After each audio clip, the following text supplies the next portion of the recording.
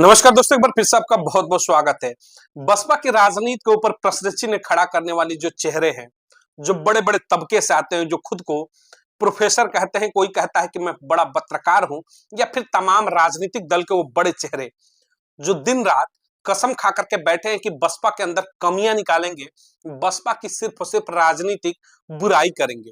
कुछ तो इतने आगे निकले कि नया राजनीतिक दल ही बना करके घूमने लगे। तो इन लंगोट छाप नेताओं की, इन लंगोट छाप विरोधियों की आज ये जो खबर है देख करके कहीं ना कहीं तोते उड़ने वाले हैं, क्योंकि इस खबर के अंदर वो मैसेज है जिसे देखने के बाद बहुजन समाज का जो समर्थक होगा उसका सीना गर्व से चौड़ा होगा, और जो विरोधी होगा यकीन मानिएगा उसकी धोती फटती हुई नजर आएगी इस खबर को देख करके। तो चलिए खबरों को विस्तार से शुरू करते हैं और बताते हैं कि ऐसा मामला क्या है जो राजनीतिक स्तर पर उत्तर प्रदेश में एक बड़ा बदलाव लाने का संकेत देते हुए नजर आ रहा है। तो चलिए खबरों को विस्तार से शुरू करते हैं। स्क्रीन पर तस्वीरें आ रही होंगी, वीडियो जरा ध्यान से देखिएगा। हमके मोदी योगी जान ला कि उनके कुर्सी पर से हटाई दे तो भाई ठीक बा। मायावती की सरकार बनावा, वो नहीं कि हम मायावती को वोट दे। बताई देते चाहे हम वो जीते, हमके चाहे पुआस करावे चाहे ढांस करावे, हम पचे सब्जी खाए। मायावती हमार बहन है नहीं। इस वीडियो के अंदर आपने देखा किस तरीके से उत्तर प्रदेश की वो महिला थी जो एक बड़ी आबादी, लगभग 30% दलित समाज के पिछड़ों की आबादी कहते हैं उत्तर प्रदेश के अंदर, उसी समाज की ये महिलाएं हैं।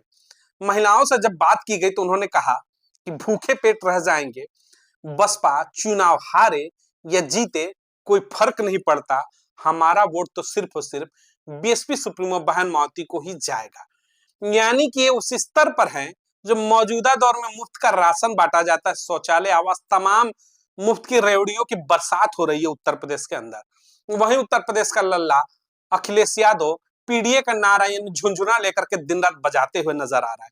उसके बावजूद भी उत्तर प्रदेश की एक बड़ी आबादी, उसकी महिलाएं कहती हैं कि बसपा चुनाव हारे चुनाव जीते कोई फर्क नहीं पड़ता, भूखे पेट रहना पड़ा तब भी रहेंगे, लेकिन वोट जो है वो सिर्फ और सिर्फ बीएसपी सुप्रीमो बहन मावती को ही देंगे। अब इस शब्द को समझने का प्रयास करिएगा।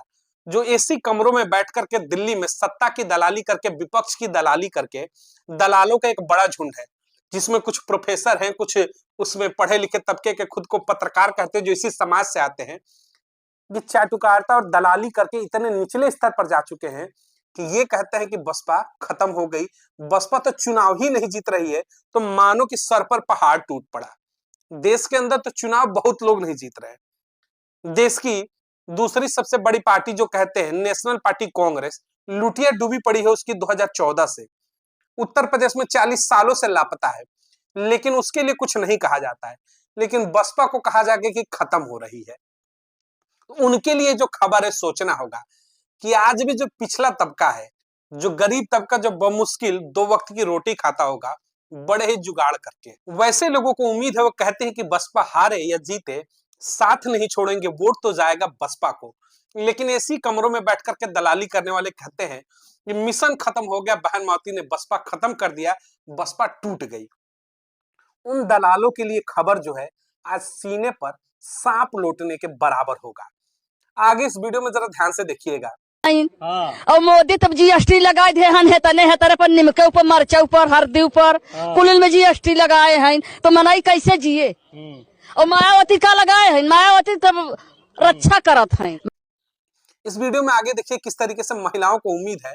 कहते हैं कि मौजूदा दौर में नमक से लेकर के मिर्ची तक आपने जीएसटी दे दिया, बहन मावती पर भरोसा क्यों है? तो कहा कि बहन है, अपनी बहन मानते हैं इसलिए भरोसा है, क्योंकि वो आएगी तो निष्पक्ष भर्तियां होंगी, वो आएगी तो महंगाई पर भी कंट्रोल होगा, वो आएंगी तो बच्चियों को शिक्षा मिलेगा, अनुदान मिलेगा, साइकिल मिलेगा, तमाम आर्थिक सहयोग मिलेंगे। यानी एक भरोसे का नाम देखिएगा। 2012 से सत्ता से बाहर है बसपा, यानी कि लगभग हम अगर बात करते तो 12 से 13 सालों का एक समय बीत गया। लेकिन फिर भी इस समाज को, जो बमुश्किल, मैंने कहा ना कि 2 वक्त की रोटियां मिलती होंगी, आपने देखा, इनको भरोसा है, इनको भरोसा है कि एक दिन बसपा सत्ता में फिर से वापस आएगी, बहन मावती सत्ता में आएंगी, और वो आएंगी तो इनके भी दिन बेहतर होंगे। उम्मीदें है कि इनकी बच्चियों के लिए कुछ अच्छा होगा, शिक्षा में कुछ अच्छा होगा, रोजगार में कुछ अच्छा होगा, भर्तियों में अच्छा होगा, तमाम तरीके के टैक्सों में बचत होगी और सबसे बड़ा महिला सुरक्षा होगा, यानी कि बहन बेटियां सुरक्षित होंगी। अब सोचना होगा कि जो वोटर तबका है, जो लंबी लंबी लाइनें लगा करके धूप में ठंडियों में जो चुनाव होता है वोट देता है, उसे अभी भी भरोसा है बसपा के ऊपर। बेशक बसपा चुनाव हार सकती है 3 से 4, लेकिन एक उम्मीद है कि बसपा ही बेहतर है। लेकिन ये कौन लोग हैं, अब बहुजन समाज को समझना होगा। ये कौन आपके बीच में दलाल चेहरे आ चुके हैं, वो ऐसे कौन से चेहरे हैं जो बसपा विरोधी हैं, जिन्होंने कसम खा रखा है कि देश के अंदर बहुजन समाज की जो राजनीति है यानी बसपा, उसकी बागडोर ही तोड़ देना है, उसे सत्ता से बेदखल करना है, हमेशा उसके राजनीतिक जमीन ही शून्य कर देनी है। यानी कि गलत खबर पहचानने वाले, गलत खबर फैलाने वाले चेहरे कौन है, सोचना होगा। वोटर आज भी बसपा के साथ है, तन मन धन के साथ लगा हुआ है, कह रहा है कि भूखे पेट भी रहेंगे, एक बड़ी आबादी, महिला आबादी, वोट तो बसपा को ही जाएगा, जीतेगी हारेगी फिर भी वोट तो बसपा को ही जाएगा। लेकिन इन तमाम जो चेहरों का एक सर्कल है, मैंने बार बार क्यों आपको खबरों में कहता हूं कि बहन माओती के खिलाफ, बसपा के खिलाफ एक नैरेटिव गढ़ा जाता है पूरे देश के अंदर। उस नैरेटिव के ऊपर इतना मन से काम किया जाता है, तमाम राजनीतिक दल से लेकर तमाम वो बड़ा तबका जो खुद को पढ़ा लिखा शिक्षित वर्ग कहता है, तमाम झुंड जो है बसपा और बहुजन राजनीति को देश की मुख्यधारा की राजनीति से जमीन में दफन करने के लिए एक मंच पर आ जाता है और एक सुर में, जैसे देखा होगा ना अपने गांव में शाम के समय किस तरीके से आवाजें निकलती हैं खेतों से, उसी तरीके से एक झुंड की आवाज निकलती है। उस झुंड की आवाज में एक ही शब्द कहा जाता है कि बसपा की राजनीति, बहन माओती की राजनीति और अंबेडकरवाद की विचारधारा, बहुजन समाज का मूवमेंट खत्म हो चुका है। मूवमेंट खोजने वाले, बसपा का मूवमेंट खत्म हो गया, टूट गया। ये चर्चा करने वालों से मैं एक ही बात कहना चाहूंगा, प्रोफेसर हो या फिर ऐसी कमरे में बैठ करके दलाली करने वाले पत्रकार, यानी पैरों में घुंघरू बांध करके नाचने वाले अपने मालिकों के सामने गुलाम, घरों से बाहर निकलो, एसी कमरे से बाहर निकलो और ऐसे गांवों में जाओ।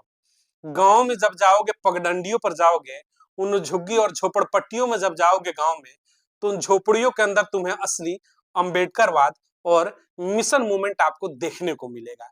यानी कि बंद कमरे में बैठ करके दिल्ली के अंदर आप ढूंढोगे कि मिशन मूवमेंट कहाँ है, कांग्रेस कार्यालय के बाहर ढूंढोगे कि मिशन मूवमेंट कहाँ है, समाजवादी पार्टी के लल्ला के चरणों से सट करके और सपा के कार्यालय के बाहर ढूंढोगे कि मिशन मूवमेंट कहाँ है, नहीं मिलेगा।